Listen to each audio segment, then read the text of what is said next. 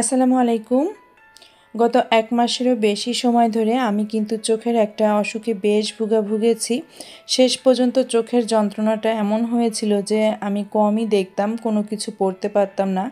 বাচ্চাদের যে পড়াবো সেটাও আমি চোখে দেখতাম না। লাস্ট পর্যন্ত আই হসপিটালে এসে আবারও ডাক্তার দেখিয়েছি।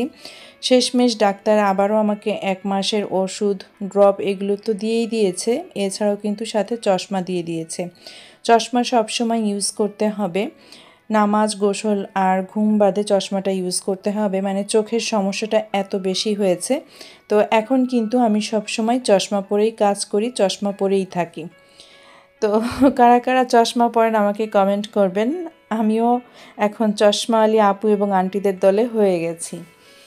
তো সবাই কেমন আছেন? আশা রাখছি সবাই আলহামদুলিল্লাহ ভালো আছেন, আর আমিও আলহামদুলিল্লাহ বেশ ভালো আছি। আজকের যে ব্লগটা আপনাদের মাঝে শেয়ার করছি সেটা গত ১ সপ্তাহ আগের একটা ব্লগ, যখন শরীরটা খারাপ ছিল ঠিক সেই সময়কার একটা ব্লগ আমি শেয়ার করছি।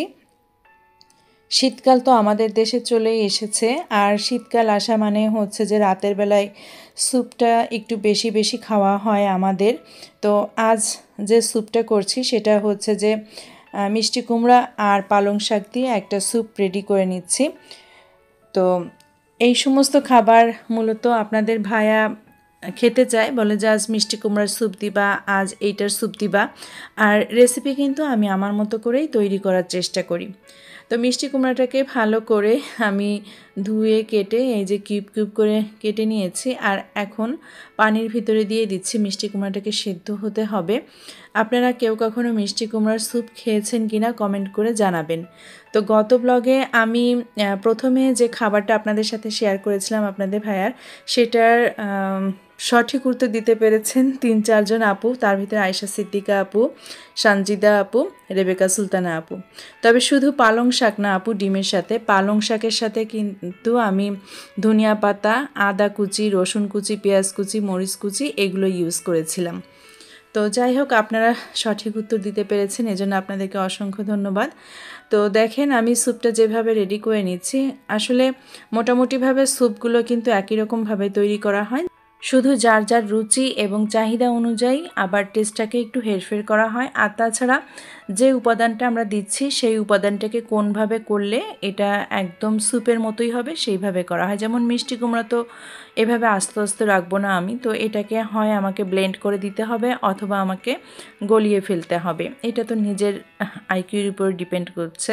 তো যাই হোক, এখানে আমি মিষ্টি কুমড়ার সাথে চিকেনের বুকের মাংস ইউজ করেছি, সাথে 1 চা চামচ পরিমাণ রসুন পেস্ট, আদা পেস্ট, লবণ, গাজর কুচি, ফ্রোজেন করা ছিল গাজর কুচিটা, সেটা ব্যবহার করেছি। আর এখানে একটা পাকা টমেটো আমি ছোট ছোট করে কেটে তারপর দিয়ে একটু নেড়ে আবার ঢাকনা দিয়ে ঢেকে রান্না করে নিব।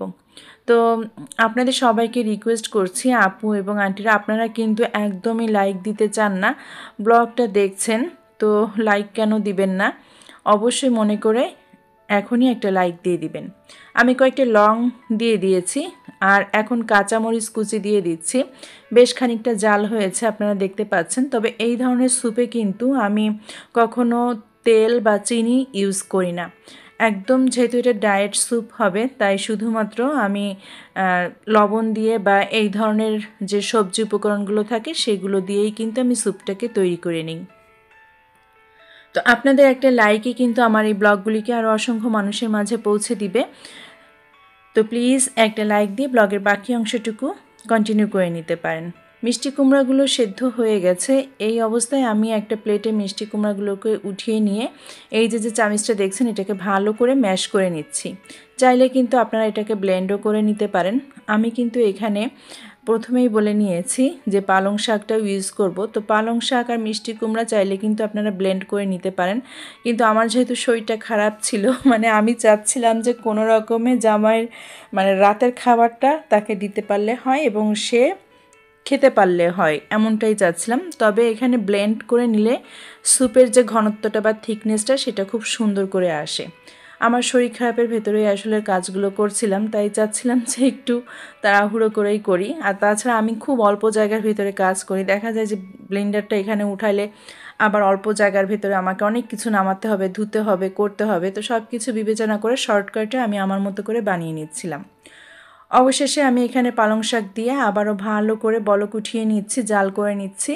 এই মতো অবস্থায় একদম নামানোর আগ মুহূর্তে আমি 2টা স্লাইস লেবুর রস দিয়ে তারপরে নামিয়ে ফেলবো। খুব বেশি আমি এখানে জাল করব না। তো বেশ কয়েকটা দিনই হয়েছে রাতের বেলা কিন্তু আপনাদের ভাইয়াকে আমি এই বিভিন্ন ধরনের স্যুপ দিচ্ছি। আমার নেক্সট যে ব্লগটা আপনারা দেখবেন সেখানেও কিন্তু আমি আবারও আরেকটা সবজি দিয়ে স্যুপ করেছি, সেটা আপনাদের মাঝে শেয়ার করব। আমি একটু চেখে দেখলাম যে সব ঠিক আছে কিনা। তো নামানোর শেষ মুহূর্তে আমি ধনিয়া পাতা কুচি দিয়ে দিচ্ছি, আর এরপরে নামিয়ে গরম গরম আপনাদের ভাইয়াকে খেতে দিব। সে তো মহা খুশি, সে বলছে যে আমি যেভাবে তোমাকে বলেছি তার থেকেও আসলে এই স্যুপের রেসিপিটা খুবই টেস্টি হয়েছে। তো এখন আমি অল্প পরিমাণে জাল করে এই যে বাটিতে উঠিয়ে দিয়েছি আপনাদের ভাইয়াকে। তো সবজির সাথে এখানে চিকেন রয়েছে, আর সবজিগুলোর ভিতরে তো যা দিয়েছি তা তো দেখেছেন আপনারা, পালং শাক, মিষ্টি কুমড়া আর হচ্ছে টমেটো। তো এই ছিল শীতের রাতে আপনাদের ভাইয়ার জন্য একটা ডায়েট স্যুপ। আজকের ব্লগটা যারা দেখা শুরু করেছেন আর আপনাদের ভিতরে যদি কেউ নতুন এসে থাকেন আমার চ্যানেলে, এখনও আমার চ্যানেলটিকে সাবস্ক্রাইব করেননি, তো রিকোয়েস্ট করছি যে আমাকে আমার চ্যানেলটি সাবস্ক্রাইব করে সাপোর্ট করতে পারেন। পাশে থাকা বেল আইকনের অল অপশনটা সিলেক্ট করে দিবেন, এতে করে নোটিফিকেশনে আমার চ্যানেলের নতুন নতুন ব্লগগুলি পৌঁছে যাবে, চাইলেই দেখে নিতে পারেন। পরের দিন সকালবেলা এটা বাচ্চাদেরকে উঠিয়ে দিয়েছি, ওদেরকে নাস্তা দিব। এই চিকেন বলগুলো কিন্তু বা কাবাবগুলো কিন্তু আমার হাতের তৈরি। তো অনেক সময় বাচ্চারা চায়, আমি বলি যে শেষ হয়ে গেছে, শেষ হয়ে গেছে। তো আজ সকালবেলা পরোটার সাথে ওদেরকে এই কাবাবগুলো আমি ভেজে দিব।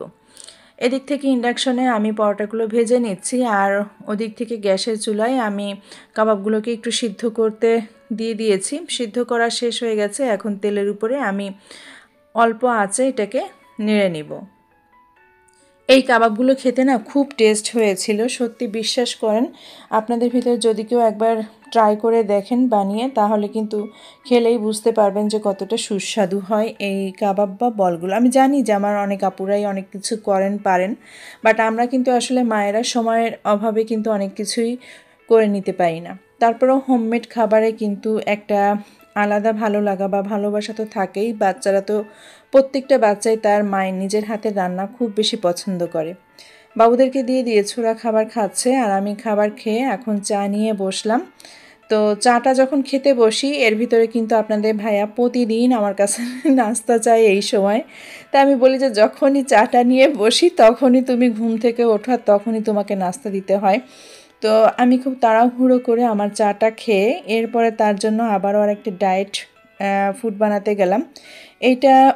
এটাও ডিম দিয়ে করেছি। আমি এটা সহজ নাম দিয়েছি ডিম আলুর পিৎজা, বাট এইখানে আমি অনেক কিছু ইউজ করেছি, যেমন 3 রকমের বীজ, সেটাকে আমি আগে থেকে ভিজিয়ে ব্লেন্ড করে নিয়েছি। সেটা আমি এই ডিমের যে মিশ্রণটা সেটার সাথে ব্যবহার করেছি, আর করেছিলাম টমেটো, পেঁয়াজ, মরিচ এগুলো।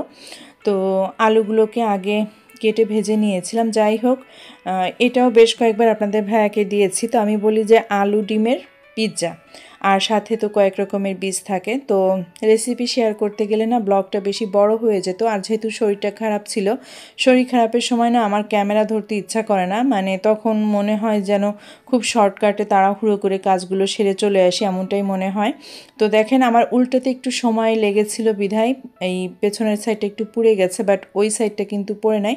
তো আমি একটা প্লেটে নামিয়ে দিয়েছি, আর এখন আপনাদের ভাইয়াকে সার্ভ করে দিব। তো ও বলছে যে একটা খেলেই মানে পেটটা ফুল ভরে যায়, এতটাই মজার ছিল, আর তাছাড়া খাবারের পরিমাণটাও অনেক বেশি ছিল। তো এটা পুরোটাই এখন সকালবেলা আপনাদের ভাইয়া খেয়ে নিচ্ছে। আজ বাবুদের ক্লাস পার্টির দিন ছিল, তো ওদেরকে নিয়ে স্কুলে চলে এসেছি। তো ক্লাস পার্টির এই ফুটেজগুলো না আমি প্রথমে ভিডিও করতে চাইনি, তো আমার ফ্রেন্ড বলছে যে ভিডিও করো তুমি, কারণ তোমার এগুলো তো লাইফের পার্ট, এগুলোকে কেন তুমি স্কিপ করে যাচ্ছ। তো ওর রিকোয়েস্টে আসলে আমি একটুখানি ভিডিও করলাম। আর এটা হচ্ছে যে আমার ওয়াসিফের ক্লাস, ওয়াসিফের নার্সারি ক্লাস। ওয়াসিফ এইবার নার্সারি থেকে কেজিতে উঠবে। এই যে আমার বাবাটা। তো মিস এখানে কেক, গিফট সব কিছু নিয়ে এসেছে, বাচ্চাদের নিয়ে কেক কাটবে, প্রত্যেকটা বাচ্চাকে আবার গিফটও দিবে। আর এইটা হচ্ছে যে আরেকটা ক্লাস, নার্সারির আরেকটা শাখা। তো এখানে আমি আবার ক্লাসের ভিতরে ঢুকিনি, তো দেখলাম যে মিস কি করছে। তো এখানেও সেম একই পরিস্থিতি। তো এখন আমি চলে যাচ্ছি আমার মেয়ের ক্লাসরুমের দিকে। আমার মেয়ের ক্লাসে এইবার ক্লাস টিচার আসলে নাই। তো এখন যেটা অবস্থা হয়েছে যে হেড স্যার এবং বিভিন্ন স্যার ম্যাডামরা এসে ওদের কেকটা কেটেছে। তারপরেও বাচ্চারা অনেক বেশি খুশি হয়েছে। আর আমার দুইটা বাচ্চাই কিন্তু প্রায় 15-20 দিন আগে থেকে কিন্তু ক্লাস পার্টির নোটিশটা দেয়। তো ওরা তখন হচ্ছে যে প্ল্যান করে যে কি পড়বে, কি করবে ফ্রেন্ডদের সাথে নিয়ে, এগুলো কিন্তু ছোট বাচ্চারা ওরা প্ল্যান করতেই থাকে। তো যাই হোক, ওদের একটা খুশির দিন। তো এখন আমি আমার সুপার ক্লাসে একটু কি মারছি, দেখি যে একজন স্যার আছেন, উনি আসলে প্রক্সি টিচার। তো ওই যে আমার মেয়েটাকে দেখা যাচ্ছে। তো আমি এরপরে আসলে এখানেই ছিলাম, স্কুল ছেড়ে কোথাও যাইনি, যেহেতু ভয়ের একটা ব্যাপার ছিল। আমরা শুনছিলাম যে ওই কয়েকটা দিন রাজনৈতিক পরিস্থিতি অনেক খারাপ থাকবে, এজন্য আর বাইরে কোথাও আমরা যাইনি, ওদের ক্লাসরুমের আশেপাশেই ছিলাম। তো এই যে এখন সুভাদের ক্লাসের কেকটা কাটা হচ্ছে, বাচ্চাদের গিফটও রেডি করে রাখা হয়েছে। আর এখানে হচ্ছে অসিফের ক্লাস টিচার, উনি হচ্ছে কেক কেটে সব বাচ্চাদেরকে দিয়েছেন, গিফটও দিয়ে দেওয়া হয়ে গেছে। এখন সব বাচ্চারা সবাই চলে আসবে দুপুরের লাঞ্চগুলো নিয়ে। অবশেষে এই যে গিফট পেয়েছে কালার পেন্সিল আর হচ্ছে একটা পেন্সিল বক্স আর দুপুরের এই যে খাবারগুলো। দুই ভাই বোনকে আবার দুইটা ক্লেও কিনে দিতে হয়েছে আমাকে। তো এই ছিল আজকের ব্লগ। সবাই ভালো থাকবেন, আমাদের জন্য দোয়া রাখবেন। দেখা হবে নেক্সট ব্লগে। আল্লাহ হাফেজ, আসসালামু আলাইকুম।